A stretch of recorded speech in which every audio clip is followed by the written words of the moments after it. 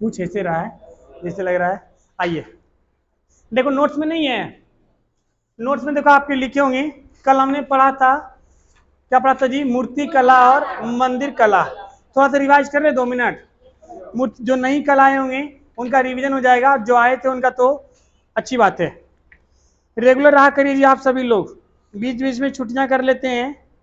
जिनको छुट्टी करते हैं उनको नुकसान होगा, क्योंकि कल जो हम पढ़ाए मूर्ति कला वो इतना इंपॉर्टेंट है, सोच रहा है वो पूछ ही देता है, वो समझ रहे हैं। मूर्ति कला, आइए, चौहान वंश के बाद से मिलेगा, तुर्क आक्रमण से पहले मूर्ति कला। इसमें नहीं है आपके नोट्स में, पीछे दे रखा है सबसे लास्ट में, स्थापत्य कला एवं मूर्ति कला। ठीक है, जरा ये थोड़ा रिविजन करते हैं। मूर्ति कला की हम बात कर रहे थे कल।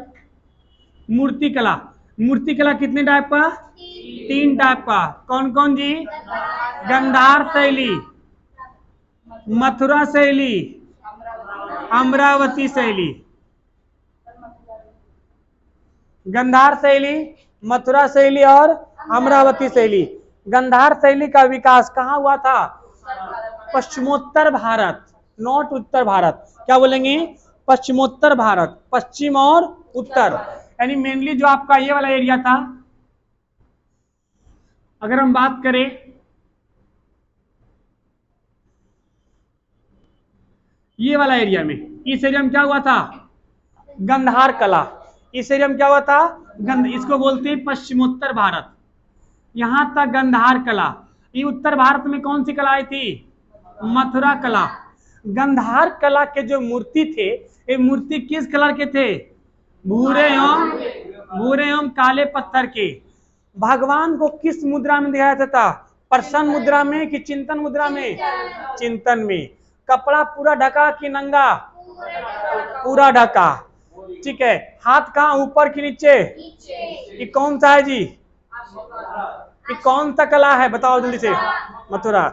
ये कौन सा कला है? गंधार कला। अब 4-5 को खड़ा कर ले तो अमरावती। इसमें ग्रुप दिखाया गया है। इसमें इन दोनों, ये मथुरा कला किस धर्म के लिए था? किस धर्म के लिए? जैन, बौद्ध, हिंदू। इसके पत्थर किस कलर के थे? लाल रंग के। इसके पत्थर भूरे एवं काले, इसके पत्थर सफेद। किसके शासन काल में आया था? सातवाहन। किसके? सातवाहन। ये किसके? गुप्त। गुप्त प्लस कुषाण, गुप्त प्लस कुषाण। ये किसके में आया था? कुषाण। कुषाण में भी कौन लाया था? कनिष्क लाया था। कौन लाया था? कनिष्क लाया था। याद है ना? ठीक है, इसमें प्रसन्न मुद्रा में, ठीक है, हम आशीर्वाद किसी को देते हैं तो प्रसन्न होकर देते हैं ना जी, प्रसन्न मुद्रा में। अमरावती, इसमें किसमें? कहानी को दर्शाया गया था। क्या दर्शाया गया था? कहानी को दर्शाया गया था। ठीक है, और इसमें सिंगल किस धर्म के लिए था? ये हिंदू प्लस बौद्ध प्लस जैन। ये किस धर्म के लिए था? बौद्ध। ये किस धर्म के लिए था? ये भी बौद्ध। तीनों बौद्ध था, है ना, लेकिन इसमें हिंदू और जैन भी था। कोई दिक्कत इसमें नहीं। अगला हमने पढ़ा था मंदिर निर्माण, है ना। मंदिर में हमने 3 शैलियां देखे थे। मंदिर के लिए भी जरा बोलेंगे जल्दी जल्दी। नागर शैली, द्रविड़ शैली, द्रविड़ शैली का दूसरा नाम विमानन शैली, है ना, विमानन शैली। तीसरा क्या था? वेसर शैली। वेसर शैली का दूसरा नाम मिश्रित शैली। क्या नाम था? मिश्रित शैली। जरा बताएंगे, मैं पूछता हूं, मैं कंडीशन बोलूंगा, आप इस शैली का नाम बोलेंगे। मंडप, नागर शैली। तालाब, द्रविड़ शैली।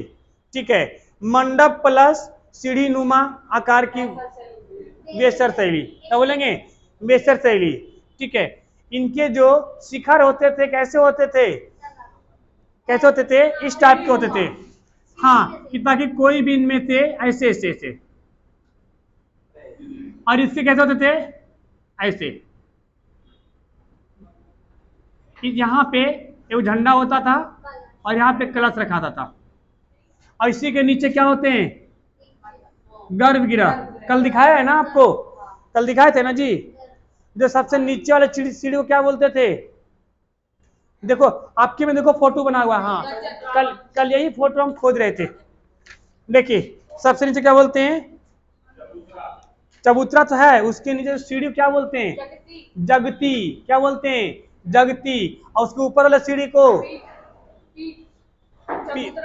हाँ जी, पीठ हाथी, पीठ। देखिए ये जो, देखिए ध्यान से, इस शिखर के यहाँ पर एक गोल टाइप का आपको ऐसे दिखेगा जिसके ऊपर रखा रहेगा कलश। इसको बोलते हैं क्या बोलते हैं? इसको आमलक बोलते हैं। क्या बोलते हैं इसको? आमलक। आमलक के ऊपर क्या रखाता है? कलश। अब कलश और बगल में क्या रहता है? झंडा। इस नीचे सीधे क्या होता है? गर्भगृह। यहाँ पे जो नागर शैली में मंदिर के चारों ओर 4 और मंदिर बना देते हैं, इसको क्या बोलते हैं? पंचायतन शैली। क्या बोलते हैं? बाउंड्री किसमें होता है? नागर में कि द्रविड़ में? द्रविड़ में। इसमें बाउंड्री होगा?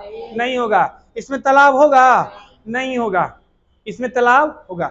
इसमें भगवान के चक्कर काटने के लिए अंदर ही जगह होता है, लेकिन इसमें परिक्रमा करने के लिए, इसमें परिक्रमा करने के लिए अंदर जगह नहीं होता है, बाहर बाहर परिक्रमा करते हैं।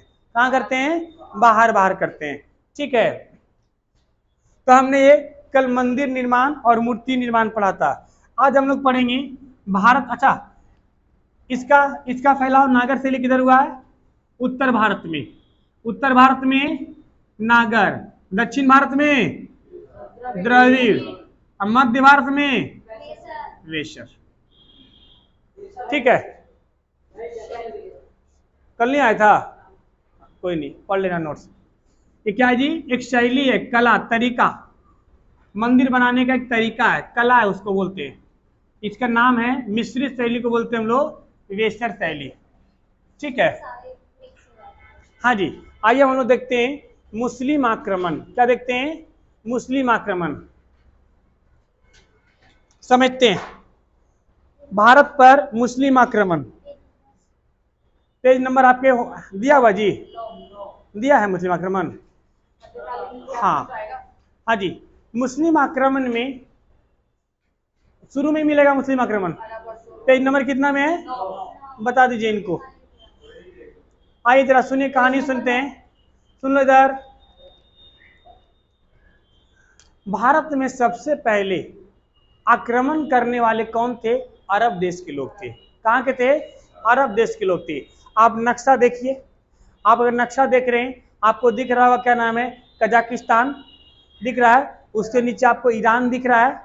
ये ईरान के जो आसपास के एरिया सब अरबियन कंट्री। क्या बोलते हैं इसको? Arabian country. क्या बोलते हैं? Arabian country. और इसके ऊपर का जो एरिया है कजाकिस्तान से नीचे, इस एरिया में कौन रहते थे? टर्क रहते थे। तुर्क। कौन रहते थे? तुर्क। ठीक है, तुर्की नहीं बोलेंगे, तुर्की अलग है, तुर्क अलग है ना। तो हम इस चीज को पहले वो करेंगे, क्लियर करेंगे। हाँ जी, नक्शा आपको पास नहीं है? वहां पे देखिए, यहाँ पे भारत दिख रहा है ना आपको? तुम्हें पता चल रहा है? हाँ जी, वो आपका, हाँ वहां पे ईरान पे उंगली रखो जी, ईरान पे उंगली रखो। ईरान, हाँ, उसके नीचे उंगली भी रखे रहो तुम। उसके नीचे का जो एरिया है उसको क्या बोलते हैं? Arabian country. और उसी के ऊपर उसको क्या नाम? कजाकिस्तान ऊपर दिख रहा है, देखो कजाकिस्तान। उसके नीचे कजाकिस्तान को छोड़ दो और उसे ग्रीन वाला एरिया है, अरे है ना भाई? हाँ जी, उसके ऊपर बीच वाला एरिया, ईरान और कजाकिस्तान के बीच का एरिया, इस सब क्या कहलाते थे? यहाँ रहते थे तुर्क। कौन रहते थे? तुर्क। अब बैठ जाओ।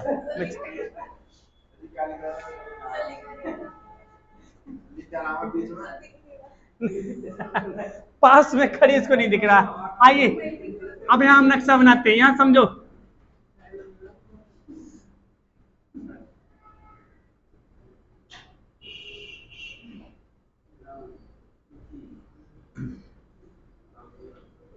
देखिए इधर, ये जो आपका एरिया है, अब बात तो समझेंगे। ये आपका अफगानिस्तान का एरिया हो गया, जैसे ये आपका पाकिस्तान का एरिया हो गया, और इधर से एरिया कौन सा हो गया, अफगानिस्तान का एरिया हो गया। यहाँ पे पाकिस्तान और अफगानिस्तान का बॉर्डर बनाने वाली एक एक पर्वत, इसको बोलते हैं हिंदू कुश पर्वत। कौन सी पर्वत है जी बोलो, हिंदू कुश पर्वत। हम ये पूरा नहीं बना रहे हैं, हम इसको मिटा करके सिर्फ हिंदू कुश पर्वत बना रहे हैं, ठीक है। ये एक एरिया है, ये किसका है जी, हिंदू कुश पर्वत, बोलो हिंदू कुश पर्वत। हिंदू कुश पर्वत के पास दो दर्रा है, कितने दर्रा है, दो दर्रा है। एक का नाम है खैबर दर्रा, एक का नाम बोलो खैबर दर्रा, और दूसरे का नाम है, आपका नाम है गोमल दर्रा।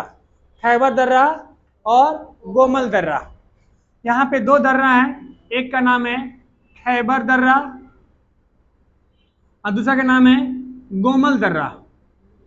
गोमल किस पर्वत पे है जी, हिंदू कुश पर्वत, यहीं से ये लोग आए थे। ये हिंदू कुश पर्वत पाकिस्तान और अफगानिस्तान की बॉर्डर बनाती है, किसकी बनाती है, पाकिस्तान और अफगानिस्तान की बॉर्डर बनाती है।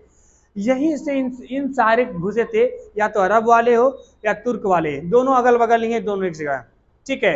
अरब से कौन आया था, अरब से सबसे पहले भारत में जो आक्रमण किया था वो 712 ईस्वी में मोहम्मद बिन कासिम किया था। किसने किया था, मोहम्मद बिन कासिम। यानी भारत पर जो विदेशी आक्रमण पड़ेंगे, भारत पर विदेशी आक्रमण, इसको हम दो लोगों में पढ़ेंगे। एक पढ़ेंगे अरब आक्रमण, अरब आक्रमण, और दूसरा तुर्क आक्रमण। तुर्क में भी दो लोग आएंगे, एक आपका क्या आएंगे गजनवी, और दूसरा आपका आएगा गौरी। ये लोग सब लूट के चले जाएंगे, गौरी अपना राज छोड़ जाएगा यहाँ पे। और इसके इसी में तो फिर बवाल होता है, फिर गुलाम मोहन, फिर पूरा दिल्ली सल्तनत चलेगा, और दिल्ली सल्तनत फिर कौन आएगा, फिर कौन आएगा, फिर आएंगे अंग्रेज, नहीं मुगल, मुगल से कौन आएंगे, अंग्रेज, अंग्रेज से कौन आएंगे, हमारे राजनेता, ठीक है। तो सबसे पहले हम किसको देखते हैं, अरब आक्रमण। आइए समझते हैं अरब आक्रमण। देखो इधर, अरब आक्रमण में सबसे पहले मोहम्मद बिन कासिम, मोहम्मद बिन कासिम, इसने कब आक्रमण किया था जी भारत पे, ये 712 ईस्वी में आक्रमण किया था। कब किया था, 712 ईस्वी में आक्रमण किया था, 712 में। इसने कुछ नहीं किया था, इसने सिंध के एरिया में आक्रमण किया था और सिंध के राजा दाहिर को हरा दिया था।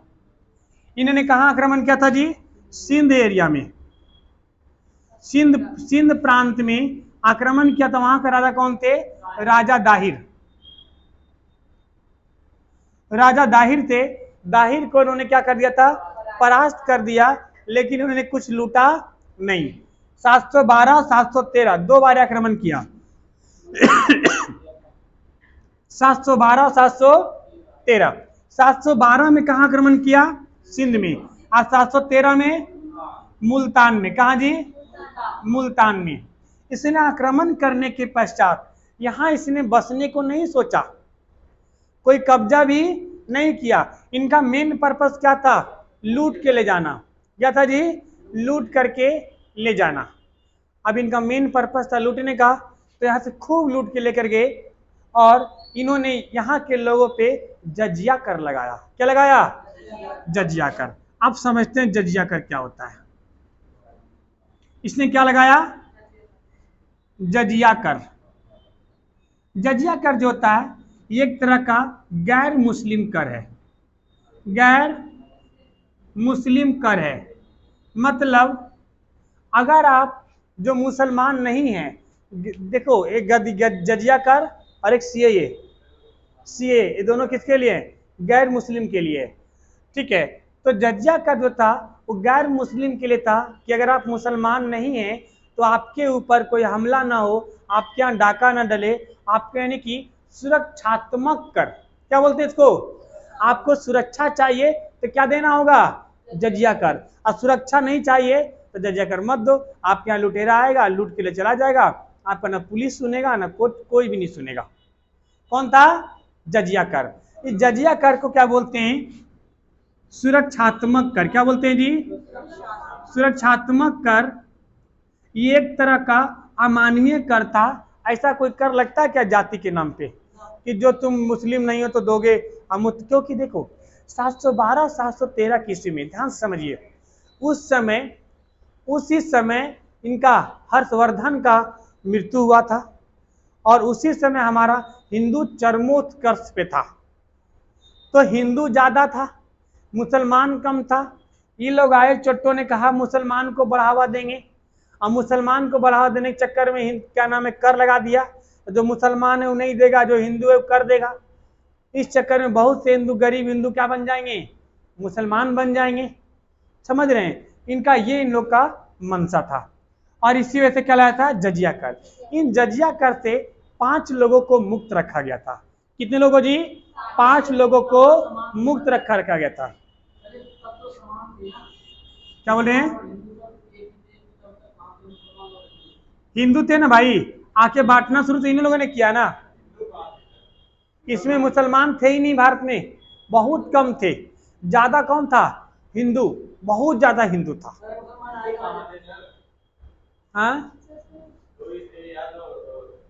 हाँ मतलब क्या बोले, मुसलमान नहीं के बराबर, मतलब नहीं थे लगभग, ठीक है। हाँ तो इसने सुरक्षात्मक कर किसके ऊपर लगाया, गैर मुस्लिम। अगर 2-4-10 घर होगा भी तो उनके ऊपर कर नहीं लगा। सब समझिए। अब कौन कौन तो इनमें से मुक्त था जी, एक तो बच्चा, क्योंकि बच्चा कमाता नहीं है, और बूढ़ा, बच्चा और बूढ़ा, एक विकलांग, 3 हो गया। चौथा याद करते हैं ब्राह्मण,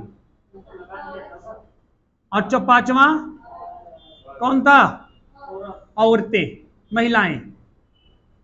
इन महिलाओं इनको छोड़ करके, मतलब लगभग देखो, विकलांग तो बहुत कम होता है, ब्राह्मण भी बहुत कम होता है, बच्चा, बूढ़ा और महिलाएं क्या होती है, आबादी ज्यादा होती है। तो इन तीनों को छोड़ करके बाकी लगभग 60% आबादी को छोड़ के 40% आबादी पे क्या लगाया गया था, जजिया कर। अब जजिया, ब्राह्मण को ये लोग भगवान मानते थे, कहते थे ये लोग भिक्षा ग्रहण करते हैं, ठीक है। सुनो बता रहे हैं ना, अभी भिक्षा ग्रहण करते हैं, भिक्षा ग्रहण करते हैं, इसलिए इनके ऊपर टैक्स नहीं लगेगा, ये कर नहीं देंगे। ये किसने कहा था, मोहम्मद बिन कासिम ने। मोहम्मद बिन कासिम की हम बात कर रहे हैं, अभी आगे हम बात नहीं कर रहे हैं, ठीक है। तो जजिया कर समझ में आया। पूरा इतिहास में जहां टर्म सुनने का आएगा जजिया कर, तो क्या होगा, सुरक्षात्मक कर और गैर मुस्लिम कर। इनमें से इसके बाद एक शासक आए, इसको मिटा दो ना, एक शासक आए, उनका नाम था, इसको भी मिटा दे रहे हैं क्योंकि काम हो गया हमें, जिसका नाम था फिरोज शाह तुगलक। क्या नाम था, फिरोज शाह तुगलक।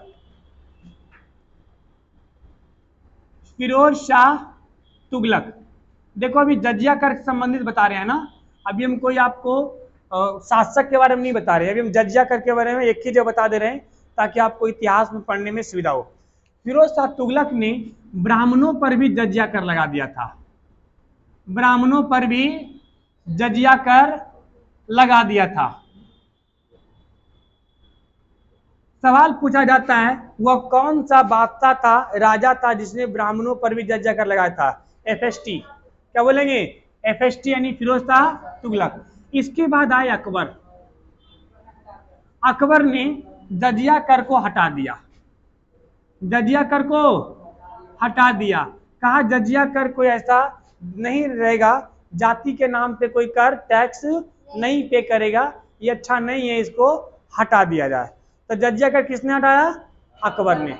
लेकिन इसके बाद एक शासक आया, आपको पता है अकबर महान क्यों था, अकबर महान क्यों बना, सम्राट क्यों कहलाया, एक क्योंकि वो ना हर चीज को तौल तौल के काम करता था। जैसे मोदी जी हमारे हैं, जहां देखते हैं कि यहाँ पे हमारे ये काम रणनीति करनी, वहां पे वही रणनीति खेलते हैं। वो जानता था कि भले ही हम मुस्लिम हैं, आइए टैक्स मुसलमानों के लिए नहीं है, लेकिन उसको पता था कि हिंदू को अपने पक्ष में रखो। राजा मान सिंह, राजा भारमल, है ना, ठीक है, हाँ बहुत सारे उनके यहाँ थे हिंदू थे, नवरत्नों में शामिल। तो इसने बहुत तौल तौल काम किया। और इसके पीछे किसका हाथ था? किसका हाथ था? जोधाबाई। किसका हाथ था? जोधाबाई। आपको जब अकबर पढ़ाएंगे तो आपको बताएंगे पेटीकोट शासन में भी बेचारा रहा। पेटीकोट शासन समझते हैं? जब औरत के बात पे आप चलेंगे, जब इनकी जो ढाई माँ थी उनका नाम था महामनगा। क्या नाम था? महामनगा। उसी ने मरवाया था उसको, क्या नाम था? बैरम खां को। ठीक है, बात अभी कहानी मत छेड़ो, बहुत आगे जाएगा वो। बहुत जबरदस्त कहानी है उसकी अकबर की। आइए, अकबर ने जजिया करो क्या किया? समाप्त कर दिया। इसके बाद आया कौन? औरंगजेब। औरंगजेब ने फिर से जजिया कर लगा दिया। फिर से जजिया कर लगा दिया। उसके बाद अंत में एक आया था, क्या नाम है, बादशाह जिसका नाम था मोहम्मद शाह। इसको रंगीला बादशाह भी कहते हैं। इस ससुरा को नाच गाना सुनने का खूब मन था, वो खूब नाच गाना सुनते रहता था। ये रंगीला, रंगीला बादशाह कहते थे इसको। इसने फाइनली पूर्णतः समाप्त कर दिया था। पूर्णतः जजिया कर को क्या कर दिया था? समाप्त कर दिया था। तो जजिया कर कंप्लीट रूप से समाप्त करने वाला राजा कौन था? ठीक है, कौन था? कौन था उसमें? भर लो जी, कौन था उसमें? मोहम्मद था रंगीला बादशाह, जिसने फाइनली पूर्णतः क्या था? उसमें भर लो, जिसने कंप्लीटली रूप से क्या कर दिया? समाप्त कर दिया था। बात समझ में आया? तो यहाँ पर किससे रिलेटेड था? जजिया कर। ठीक है, जजिया कर कैसा टैक्स था? गैर मुस्लिम सुरक्षात्मक। ठीक है, इसमें कितने लोगों को छूट मिला था? 5 लोगों को, महिला, बच्चे, बूढ़े, विकलांग, ब्राह्मण। ठीक है, इसके अलावे जजिया कर समाप्त करने वाला पहला राजा अकबर। ब्राह्मणों पर जजिया कर लगाने वाला राजा फिरोज शाह तुगलक। फिर दोबारा जजिया कर लगाने वाला राजा औरंगजेब को जिंदा पीर कहा जाता है, पता आपको? अभी आगे समझाएंगे जिंदा पीर। ठीक है, बहुत ही एक नंबर का जालिम था ये, इसकी कहानी सुनाऊंगा आगे। फिर औरंगजेब के बाद रंगीला बादशाह सबसे मस्त था, इसको डीजे खूब सुनने का शौक रहता था। डीजे सुनता था, नचनिया नाच को देखता था, खुश रहता था ये। इसने कहा जजिया कर समाप्त करो, कोई जजिया कर नहीं लगेगा।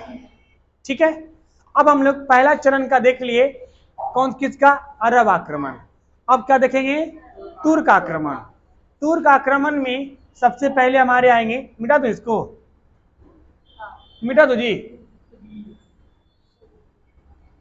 सबसे पहले कौन आएगा? मोहम्मद गजनवी के पिताजी सुबुतगीन। क्या नाम था? सुबुतगीन।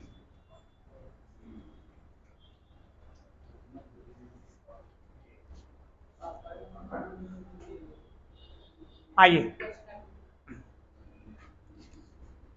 तुर्क आक्रमण में सबसे पहले हम देखते हैं भारत पर जो है सबसे पहला आक्रमण किसने किया था? सुबुतगीन। कितना? सुबुतगीन। सुबुतगीन था, इसने 986 ईस्वी में किया था। 986 ईस्वी में इसने कहां आक्रमण किया था? भारत पे किया था। इसने कई बार किया था। इसने जनरली आक्रमण करके एक गुजरात और राजस्थान का एरिया को लूटा था। एक गुजरात आपका और ये राजस्थान है, इसी एरिया को इसने क्या किया था? लूटा था। और बाकी एरिया को नहीं लूटता था, क्योंकि यहीं तक आता था, यहाँ मंदिर उंदिर बहुत सारा है, अपार धन मिल जाता था और लूट के वापस चला जाता था। एक्चुअली पता है क्या था? हमारे राजा इतने टुकड़ों में बटा था कि जो लुटेरा आया उसको कुछ नहीं बोला और लूटने के लिए दे दिया। लूटने के लिए दे दिया तो एक लुटेरा लूट के गया तो उसका मन बढ़ गया, तब दूसरा लुटेरा भी आएगा, फिर तीसरा भी आएगा, फिर सब आएगा, समझ रहे हैं? फिर से पूरा खानदान आएगा। तो इसीलिए जब सुबुतगीन आया था, शत्रु के मार के भगा देना चाहिए था, तो ना गजनवी आता, ना आगे चल के कोई गौरी उरी का हिम्मत बढ़ता। जब एक आया तो उसका देखा सीखी सब किया और फिर क्या बढ़ा? हिम्मत बढ़ा। पानी दे दीजिए जी। तो हिम्मत बढ़ा उनका।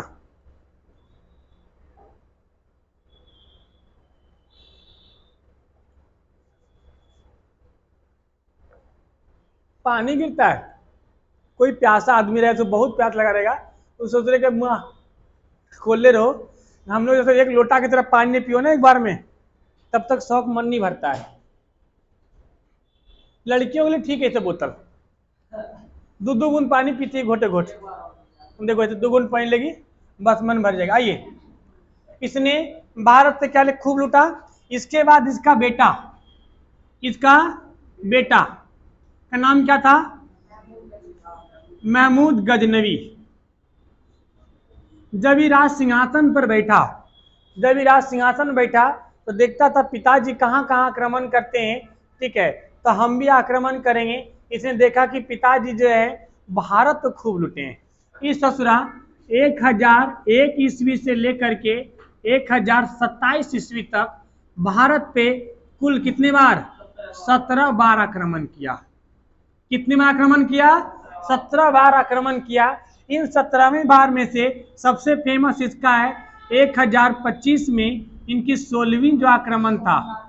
किस मंदिर पे? सोमनाथ मंदिर पे। आपको पढ़ाया था जी। जब सोमनाथ मंदिर पे इसने आक्रमण किया था तो कौन सा राजा था जिसने बिना लड़े उसका, वहां नहीं मिलेगा नोट्स में, आपको हम पढ़ा चुके हैं, उसकी हत्या विद्याधर ने किया था, जाओ हिंद दे दिया।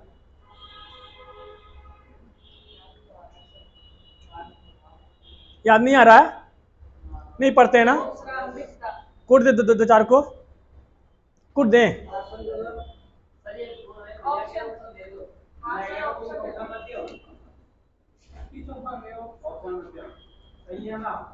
कौन? आपको हम बताए थे कि जिस समय मोहम्मद गजनवी ने सोमनाथ मंदिर पर आक्रमण किया था उस समय गुजरात के राजा राज्यपाल था। याद आया? राज्यपाल था। राज्यपाल ने उससे, राज्यपाल नॉट जयपाल, कौन था? राज्यपाल। कौन था? राज्यपाल था। उसने बिना लड़े उसकी अधीनता स्वीकार कर लिया और कहा आइए लूट के लेके जाइए इन चोटों को। और उसको कौन मारा? विद्याधर। विद्याधर कहा कि ससुरा तुमको लड़ना चाहिए था, तुम वैसे भी मरा जाता, अब ऐसे भी मरा जाओगे। उसने किसको काट दिया था? राज्यपाल को। अब इसी सबसे इसका भाव बढ़ गया था। जब ये सोमनाथ मंदिर का आक्रमण किया था इसको इतना धन मिला था, 3-4 ट्रक सोना मिला था।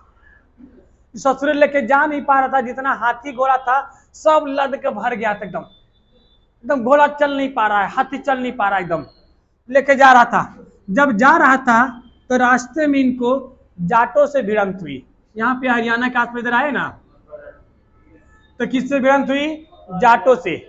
जाटों से भिड़ंत हुआ। फिर उसने सोचा, बहुत दिमागदार आदमी था, इसने कहा कि काम करते हैं, जाट से सभी उलझते नहीं हैं क्योंकि हमारे पास बहुत सारा धन दौलत है।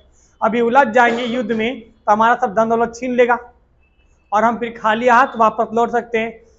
इसने जाटों से उलझा नहीं, चुपचाप निकल लिया।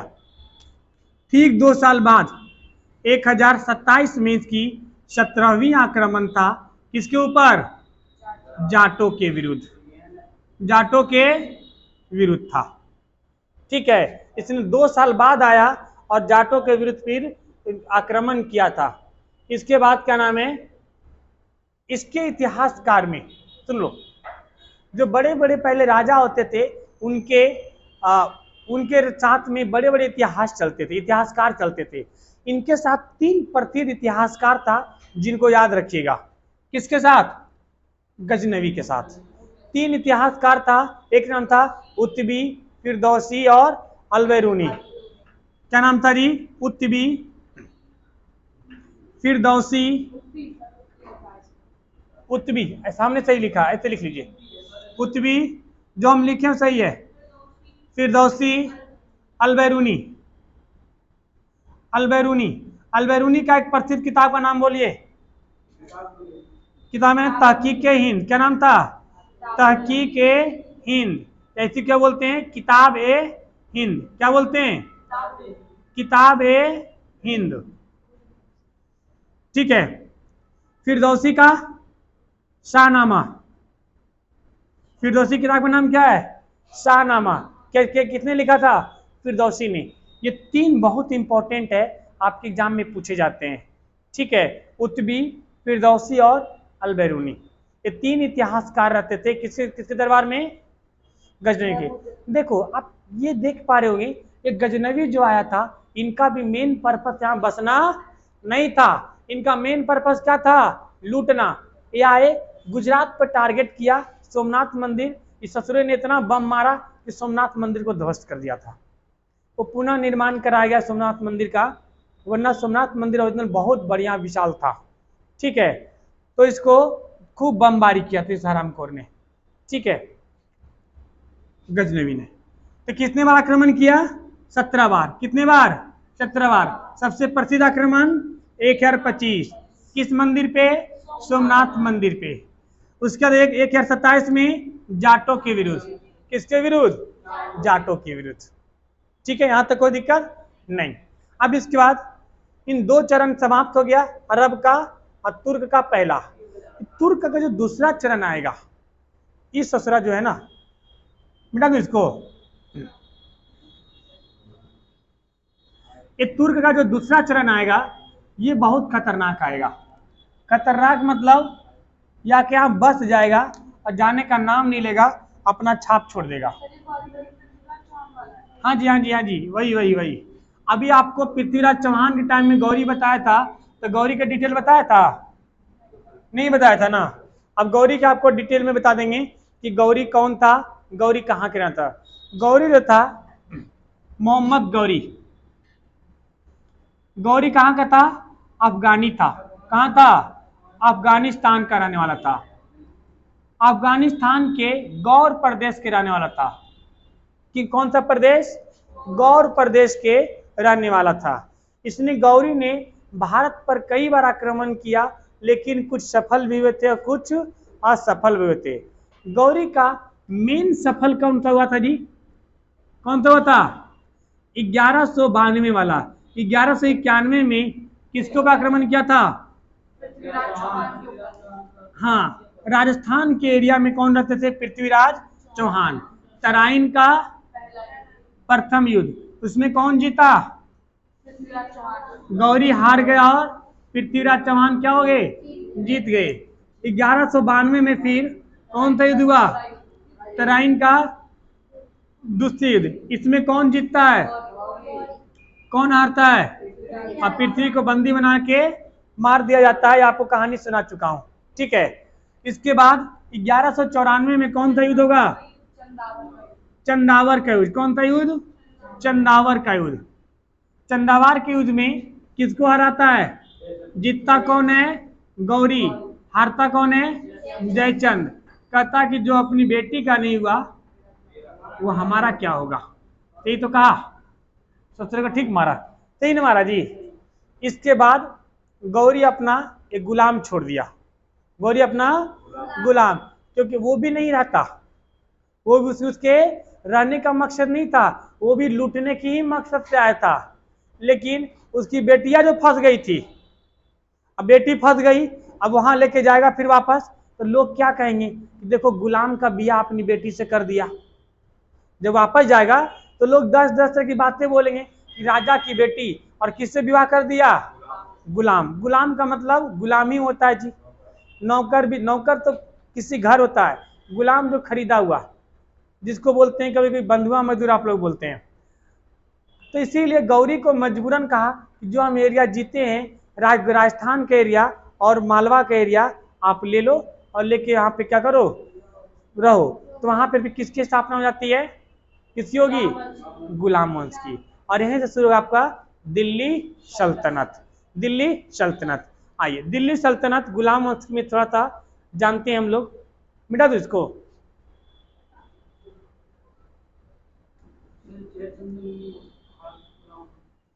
क्या बोलो? जयचंद को।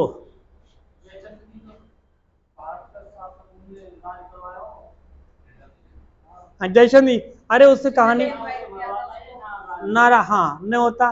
कितना अच्छा जयचंद और पृथ्वीराज चौहान रहता है, ये लोग एक नंबर का। आइए, दिल्ली सल्तनत। दिल्ली सल्तनत। दिल्ली सल्तनत में कितने राजाओं ने, कितने वंश ने शासन किया, इस वंश के बारे में एक ट्रिक क्या हम लोग याद करते हैं। ठीक है, इसका ट्रिक क्या है जी? गुलाब खिले तो सांस लो। लिखा है, गुलाब खिले तो सांस लो। इसको याद रखिएगा जी। जैसे आपका बताया था मगध का ट्रिक जल्दी से बोलो। मगध का ट्रिक हसीन मशूक शाह, याद है ना? और किसका ट्रिक बताए हैं? एक और बताए हैं, किसका? किसी का नहीं बताए आप। अब इसका याद रखेंगे, गुलाब खिले तो सांस लो। गुलाब से क्या हो गया? गुलाम वंश। क्या हो गया? गुलाम वंश। खिले से खिलजी वंश। खिले से खिलजी वंश। स से खिले तो कहाँ गायब हो गया जी? बीच में। त से क्या हो गया? तुगलक वंश। त से क्या हो गया? तुगलक वंश। और स से क्या हो गया? सैयद वंश। अल्लाह से क्या हो गया? लोधी वंश। क्या हो गया? लोधी वंश। अब आइए सबकी संस्थापक की बात करते हैं। अगर इसके हम संस्थापक की बात करें तो संस्थापक के लिए ट्रिक याद करते हैं। उसका नाम क्या है? ऐबक जल गया खीबों से। ऐबक जल गया खीबों से। ऐबक जल गया खीबों से। आइए, गुलाम वंश का कुतुबुद्दीन ऐबक, खिलजी का जलालुद्दीन खिलजी। खिलजी वंश का एक प्रसिद्ध शासक का नाम बताइए। अलाउद्दीन खिलजी। तुगलक वंश का संस्थापक कौन था? देखो, ऐबक हो गया, अब क्या नाम है? ज से जलालुद्दीन, और क्या नाम? ग से क्या हो गया? ग्यासुद्दीन तुगलक। क्या होगा? ग्यासुद्दीन तुगलक। ग्यासुद्दीन तुगलक। ख से क्या हो गया? खिज खां। क्या हो गया? खिज खां। अब ब से क्या हो गया? बहलोल लोदी। क्या हो गया? बहलोल लोदी। यहां तक याद रहेगा। अब इसमें एक चीज और आता है, पूछा जाता है कि क्या नाम है, कि सबसे ज्यादा कार्यकाल कितने दिन तक रहा। ठीक है, तो कार्यकाल की अगर हम बात करें,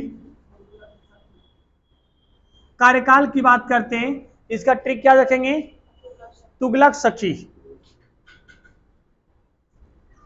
तुगलक सखी। त से क्या हो गया? त से क्या हो गया? तुगलक वंश। ग से क्या हो गया? गुलाम वंश। ल से क्या हो गया? लोधी वंश। क से क्या हो गया? क से कुछ नहीं। ख से क्या हो गया? तुगलक सखी, सैयद वंश। ख से क्या हो गया? खिलजी वंश। सबसे कम एक ही शासक आएगा, क्या नाम है? जलालुद्दीन, क्या नाम है? अलाउद्दीन खिलजी। क्या होगा? अलाउद्दीन खिलजी। इसका टाइम पीरियड भी पूछा जाता है जी, तो कब से कब तक था, एक बार लिख लो इसको। गुलाम का आएगा 1206 से लेकर 1290 तक। 1206 लेकर के 1206 से लेकर के 1290 तक। ठीक है, गुलाम का। ठीक है, यहां से लिखते जाओ। हाँ, अरे तुगलक लिख दिए, सॉरी। ठीक है, यहाँ ऊपर लिखते हैं ना, कहाँ लिखे जी? यहीं पे लिख दे, बिचवा में, बीच में लिख दे। इधर खाली है, अच्छा आ जाओ। गुलाम लिखना पड़ेगा ना हमें। खिलजी, सैयद, लोदी। तुगलक कहाँ गायब हो गया? तुगलक, सैयद, लोदी। कैमरा में आ रहा है ना? गुलाम का 1206 से लेकर के 1290, अब 1290 से लेकर के खिलजी वंश क्या, 1290 से लेकर 1320, 1320 और 1320 से लेकर के 1320 से लेकर के आपका रहेगा 1398, 1320 से लेकर 1400 नहीं 1414 था, वही तो हम सोच रहे हैं 1414। और सैयद वंश का था जी 1414 से लेकर के 1451 तक, 1414 से लेकर के 1451 तक। और लोधी का कब था जी 1451 से लेकर के 1526 तक। कहानी खत्म हो गई। ठीक है, सबसे ज्यादा टाइम पीरियड किसका था, तुगलक वंश का।